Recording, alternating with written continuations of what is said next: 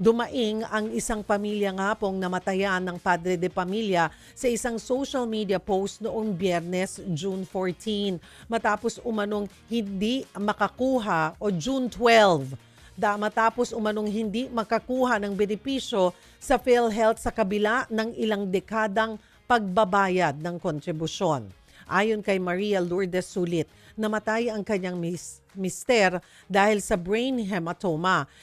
Kailangang sumailalim nito sa operasyon, ngunit 4 na milyon ang halaga ng surgery. Dahil sa kakulangan ng pera, namatay na ang mister niya bago pa man ito maoperahan. Pagdating sa billing section ng ospital, umabot umano sa 200,000 pesos ang kailangan nilang bayaran. Umasa si Ginang Sulit na mababawasan ito ng PhilHealth benefit, pero ayon umano sa PhilHealth officer, hindi pasok ang benepisyo dahil wala pang 24 hours na na-confine ang kanyang mister. Ang post na ito ay nag-alarma sa marami nating kababayan dahil umano sa hindi patas na pagtanggap ng benepisyo mula sa ahensya. Agad naman po itong sinagot ng PhilHealth ang issue at sa panayam po natin kahapon, personal ko pong nakapanayam si PhilHealth President and CEO Dr. Edwin Mercado sa ating programang One Balita Pilipinas kahapon po yan ng tanghali at ipinangako po niyang ibabalik sa pamilya ang nakatakdang benepisyo nila at nakikipag-ugnayan na sila sa ospital sa mga dokumentong kinakailangan. Ayon po kay Dr. Mercado, pinag-aaralan na nila kung paano pa mai-improve ang mga polisiya ng PhilHealth upang hindi na maulit ang ganito pong sitwasyon. So at this point po ay nakapag-ugnayan na po kaagad ang I think the regional director doon po sa pamilya. Pero ipinangako rin po ni Dr. Mercado na bibigyan lamang po ng mga panahon ang pamilya na magluksa. Pero gusto po niyang siya yung personal na makipag-usap sa misis po nitong etong si Mrs. Sulit, si Lourdes Sulit, para ma-explain. Naintindihan po, sa pagkakaintindi ko doon sa interview, ay nagkaroon din talaga, marahil daw, ng miscommunication. At sinasabi nga po ni Dr. Mercado na magkakaroon ng reorientation din doon po sa PCares. Ang PCares po ay sila po yung mga representative ng PhilHealth sa bawat ospital na humaharap sa mga pasyente to take care of yung mga benefits na makukuha dapat o maiaawas doon sa billing hospital. Aminado po dyan ng PhilHealth na maaaring baka po nagkaroon lang ng hindi po maayos o tamang interpretasyon dito po sa nangyari. But then again, ito po nilinaw na titignan, hinihingi na rin mula po sa ospital yung mga dokumento para makita ano nga ba talaga yung dapat na nakuha o napakinabangan na benefits noon pong namatay na PhilHealth member.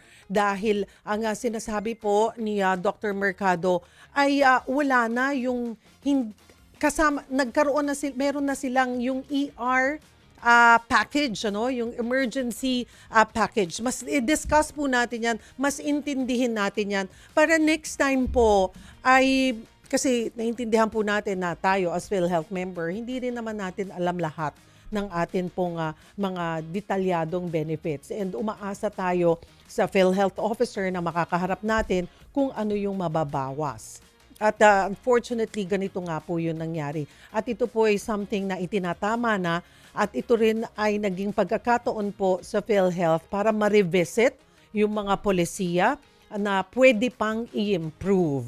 At and this morning po, mas himayin po natin ang isyong ito, pag-usapan natin yung ginagawa po ng PhilHealth tungkol sa isyong ito at paano nga ba ang proseso ng availment ng mga benepisyo. Kasama po natin Miss Christine May Magno, si Miss Tin. Siya po ang Acting Senior Manager ng Corporate Communication Department ng PhilHealth. Perfect mornings, Miss Tin. Perfect mornings, Cheryl. We're happy to be back here at para po mabigyang linaw din po yung mga sagot sa mga katanungan ng ating mga miyembro.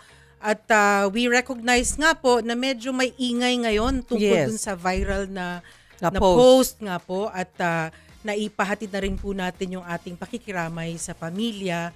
At salamat nga po sa iyong na-point out kanina about sa mga kailangan na i-clarify natin dahil sabi mo nga, merong mga observed miscommunications along the way. Kaya ngayon po, tumutok po kayo para kami po ay magbigay linaw tungkol sa common misconceptions or sometimes mga wrong practices po na dapat po nating alam para mas handa po tayo kapag tayo po ay nangangailangan na ng serbisyo ng PhilHealth, lalo na sa hospitalization. Agad naman po itong inadress ng PhilHealth. Ito pong post ni Mrs. Sulit. Yes. At siya din naman po ay openly nakikipag-usap din po sa nakapag-usap na. Kagaya nga po kahapon na-interview din ni Senator Raffy Tulfo, si Mrs. Sulit. At naroon din si Doc Ish Pargas, ang tagapagsalita po ng PhilHealth. So very available naman po ang ating PhilHealth officials para klaruhin itong isyong ito. Maging sa ibang mga istasyon ay naklaro na rin naman po ito ng PhilHealth. So ngayon po, sabi nga ni Doc Mercado, bibigyan muna ng space ang pamilya. And then kung ano man yung mga benepisyo at kung ini-encourage din po ni Doc Mercado na kung may mga ganito po kayong concern, wini-welcome po ito ng PhilHealth. Pwede nyo pong idulog sa kanila. Mamaya po ipopost natin yung yung hotline number. Hotline number na pwede nyo pong tawagan or yung email address na pwede nyo pong ipaabot doon yung inyong concern at agad naman po itong tutugunan ng PhilHealth. So, yun nga. So, titingnan muna natin. Definitely, may mababalik. Kasi po nakapagbayad na Yes. Nabayaran na po ng pamilya yung 200,000. Pero pag nakita po na may mga naibigay na serbisyo po daw yung ospital na pasok doon sa benefits po na makukuha ng pasyente ay i-reimburse. This is something na ibabalik po sa pamilya. So doon nagkalituhan, Miss Tin. So doon natin gustong klaruhin, doon tayo magsimula about the 24-hour rule sa hospital confinement. Meron nga bang ganito? Meron nga bang ina-apply pa rin ba ito or tinanggal na nga ba itong 24-hour rule sa hospital confinement? Yeah, excuse me. So, sana po alam na po ng ating publiko na matagal na pong nailabas natin yung outpatient emergency care benefit package. Ibig sabihin, unlike po yung dati na talagang totoo naman po na kapag ang pasyente or miyembro ay hindi umabot ng 24 hours, wala pong nagagamit na benepisyo kung kailangan po siyang ipa-admit. Pero again, i-qualify ko na lang din po kasi there's already an old policy po talaga na meron din po kaming outpatient na benefits na hindi nangangailangan ng 24 hours, hindi admission, like minor surgical operations, cataract extraction, yung hemodialysis or chemotherapy. Ito po ay mga benepisyo na pwede pong ma-access natin kahit wala kang 24 hours admission. Kasi nga po, nagagawa po siya before 24 hours at na-access pa rin natin yung benefits ng PhilHealth. Lalo na po, nung pumasok pa yung bagong benepisyo ng outpatient emergency care benefit package. Ito rin po, walang kailangan na 24 hours na stay in the hospital. Kasi pag sinabi po nating 24 hours stay, ibig sabihin, kailangang admitted ka na, merong room and board na kasama sa benepisyong dapat gagamitin na nung pasyente. So, pag sinabi nating less than 24 hours, meron po tayong outpatient emergency care benefit package na pwede po nating magamit. Ano po?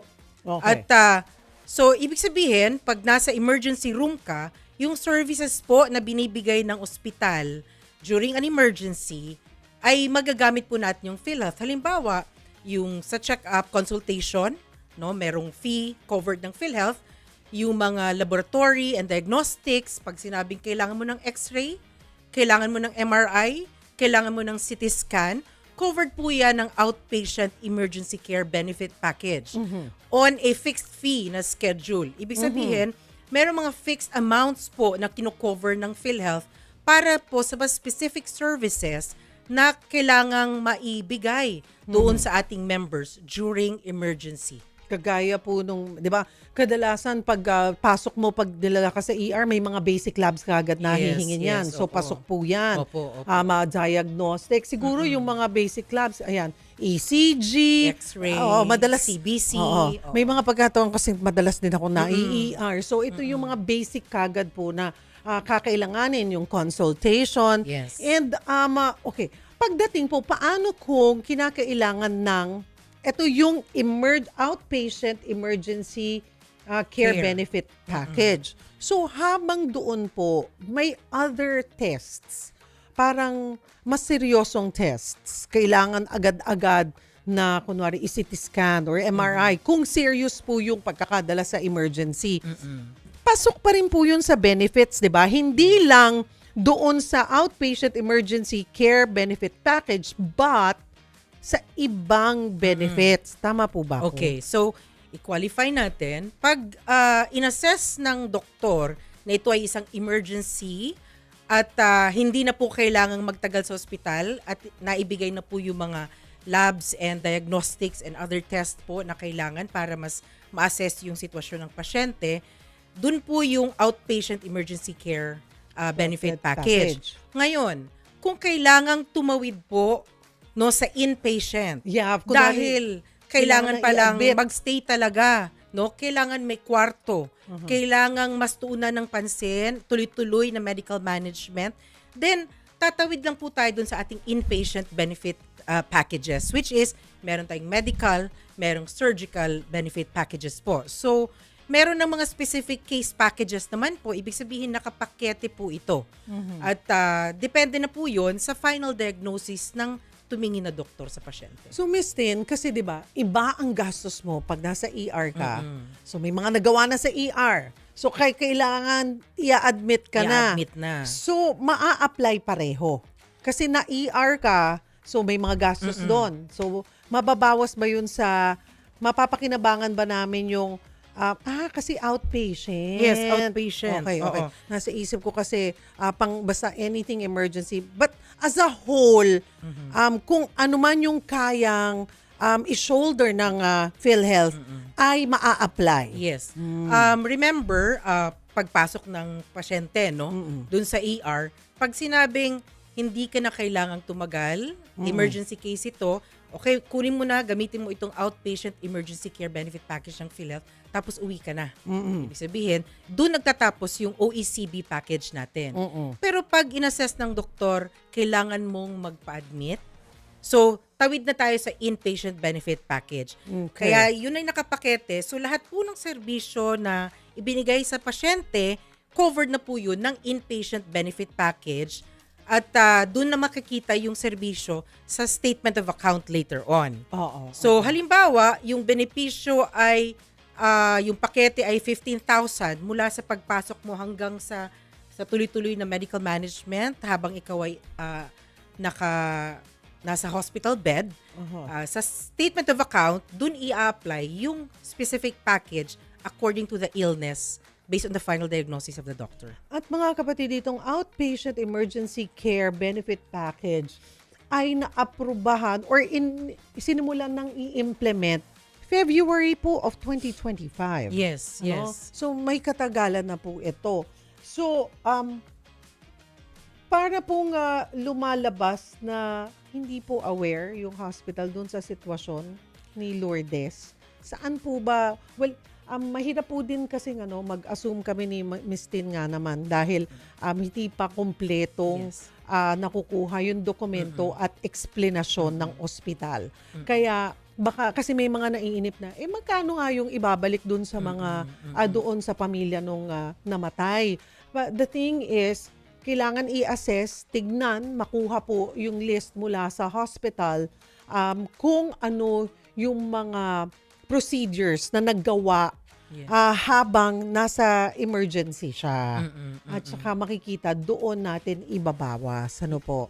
Yes, yes po. Kaya lahat po ito ay undergoing review na po at tinututukan po talaga ng PhilHealth, lalo na po yung ating President and CEO Dr. Mercado na talagang matugunan nito. In fact po, ang PhilHealth po talaga ngayon, talagang sinusubaybayan ang development nito dahil nga po gusto natin hindi lang po band-aid solutions, kundi long-term concrete solutions po para hindi na po tumaulit sa iba. So ito po, kung kunwari na napunta kayo sa ganoong sitwasyon, this is part of us informing the members na pwede nyong igiit. Minsan, kagaya po noon, maybe hindi lang updated, ano po, or I don't know kung ano po yung rason pa noong nag-asikaso na representative, ano. But kagaya po tayong mga members also sa mga ganitong programa, gusto namin ma-empower kayo doon sa mga benefits ninyo as PhilHealth member. So kung sinabi sa inyo, nagkataon lang na yung nag-explain sa inyo, ay hindi meron na pong outpatient emergency care benefit. I-check nyo po yan. So nagkakatulungan. Yes. Para din ganun. I mean, Yeah. diba? Yeah, It's not a Cheryl, perfect world eh. Yes, ideally sana ganun na, no? Oo. Pero totoo naman talagang meron pa ring mga kailangang i-correct sa mga practices. Kaya that's the purpose of our episode ngayon po, no, na gusto natin pong i-correct at in fact i-empower yung mga miyembro. Kaya nga po, lagi nating nire-remind yung ating mga members na sana po ay nakatutok din po kayo sa ating official platforms, no? Para po talagang makuha nyo yung tamang sagot at magabayan po kayo ng mga tamang taong dapat kausap ninyo. Kasi admittedly, halimbawa sabi mo nga, yung outpatient emergency care benefit package is taon na ang binilang ng pakete na ito. But ako personally, I saw na during the implementation, paglabas ng policy, hindi po agad-agad nationwide nag-implement. Kahit si PhilHealth nagsabi na eto na po, may bagong policy na at i-cover nyo na po yung outpatient services para sa mga miyembro. Kaya po, lagi pong inuulit-ulit po ng ating Pangulo din na lahat po ito para mas maging successful po yung ating healthcare reforms na sinusulong ngayon. Ito po ay shared responsibility ng ospital, ng PhilHealth, lahat po ng stakeholders kasama po yung miyembro. Kaya halimbawa, si member, may nakita siyang parang hindi to yung alam ko eh. So, nire-remind po namin yung mga members, dumulog po kayo sa PhilHealth para makuha nyo yung tamang impormasyon at mas ready po kayong igiit din po yung tama na application. Karapatan Kung nyo. sakaling may mali, ano? Ganun din po, ang PhilHealth po, paulit-ulit din po nating nire-retool at tinitrain yung mga partners natin na hospitals, na hospital staff po na humaharap din sa ating mga members kasi nga po hindi naman po ito empleyado ng PhilHealth eh. At minsan po talaga admittedly medyo nandun minsan ng miscommunication, no? Halimbawa kausap nila ang somebody in a hospital setting tapos pag hindi sila natutuwa dun sa how they were managed, minsan ang automatic default ng tao sa PhilHealth, no? Pero admittedly these are the things na amin din pong tinitignan. Kasi nga po kaya nagre-retool, nagre-retrain po kami, pati po sa aming mga partners. Hindi lang po sa mga empleyado namin sa loob. Para po ma-minimize talaga itong mga misinformation and miscommunications po. Okay. Kanina, nag-outpatient tayo. Tapos, napunta tayo doon, Ms. Tin, na paano kung i-admit na, no? Tumawid sa admission. Hindi na outpatient emergency care po yung ibinibigay, kundi i-admit na. Meron ba kagad na kailangang ayusin? Ano yung mga requirements na dapat tandaan habang nasa proseso po ng admission? Okay, ito yung magandang part na sana po makinig tayo at uulitin po namin yung lagi naming nire-remind sa ating mga members. Number 1, ganun po kahalaga na updated yung ating member data record. Kasi ayaw po natin na kung sakaling gagamitin na natin yung ating PhilHealth benefits, lalo na yung papuntang discharge na, saka palang natataranta na magpa-update kasi pala yung pasyente mismo wala pa sa record ng member. Kung sakaling hindi yung member ang na-admit, ano? Minsan kasi yung dependent natin. Kaya importante po updated yung data record natin. Pangalawa, dapat accurate yung data na nandun sa member data record po natin. Kasi minsan, pagpunta din sa ospital, syempre medyo nakafocus tayo sa pagpapagamot ng ating pasyente. Pero minsan, dun tayo nagiging anxious kasi nagtataka tayo, ba't ang daming tanong ng ospital, ganito, ganyan. Pero syempre, kailangan din yung gawin ng ospital para i-verify na kung ang miyembro ba talaga or yung pasyente na ito ay talagang yung sa record ng member. Kasi sometimes, yung nasa record ni PhilHealth, iba yung nasa hospital record pag fill out nila ng forms. Alam mo, as basic as wrong spelling. Kasi hindi nyo po kailangang bitbit yung member data record or MDR pag kayo ay kumukuha ng benepisyo ng PhilHealth. Hindi po kailangan yun. Kailangan lang po updated ang member data record at nandun yung pasyente dahil pagpunta nyo po sa hospital, meron po silang hospital portal. Pag nagpakita lang po kayo ng valid ID, matitrace na po nila na ito talaga si Juan de la Cruz at ito ang kanyang PhilHealth number dahil may verification process naman tayo. Kaya dapat po accurate. Kasi minsan din po sa hospital setting, ang sumasagot ng forms ay watcher. Maybe minsan kapitbahay, mali yung birthday, mali yung spelling. Tapos nung mag-check na ng record, nagkakagalitan na. Kasi iba yung nasa database ng PhilHealth, iba yung sa hospital record. So hindi naman po yung kasalanan ng hospital kasi yung sumulat doon is yung sino ang nag-signify or nagsulat ng details. Kaya again, dapat handa po yung ating record ay updated po. Para pagpunta doon sa hospital, admission up to discharge, wala na po kayong ipaprocess na data records pa dahil nasa records kayo. Tapos, yung PhilHealth ID number, again, meron po tayong eGov app, di po ba? Yes, I was gonna say that. It's everything in one app. Yes. The eGov app po, gamitin po natin. Kasi po, ang mga government services, ito po ang government platform natin. At pati po yung ating digital IDs like PhilHealth ay nandoon po sa eGov app. Kaya pati yung inyong PhilHealth data record, makikita nyo po na ito ba ay accurate? Updated na ba ito? Baka naman by the time na kailangan natin gamitin yung ating PhilHealth, ang record pa doon, OFW ka pa, employed ka na pala sa Pilipinas, or indigent ka pa pero self-employed ka na pala, or employed ka pa pero self-employed ka na ngayon. So, meron pong role ang ating members.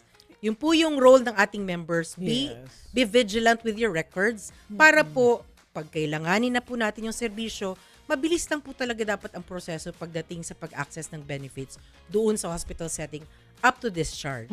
Kaya nga po minsan nagiging cost ng delay.